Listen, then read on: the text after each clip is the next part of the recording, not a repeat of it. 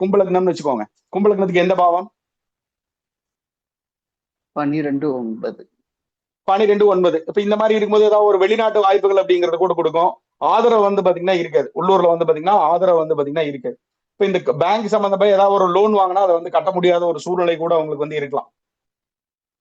புரியுதுங்களா? அந்த மாதிரி. அல்லது வெளிநாடு போறதுக்கு ஏதோ ஒரு சிக்கலை வந்து பாத்தீங்கன்னா கொடுத்துரும். அல்லது வெளிநாடு போயிட்டு அங்க வந்து ஏதோ ஒரு சம்மந்தம் இல்லாத வேலை பார்த்திருப்பான். இவர் நல்ல ஒரு சாஃப்ட்வேர் இன்ஜினியரா இருப்பாரு.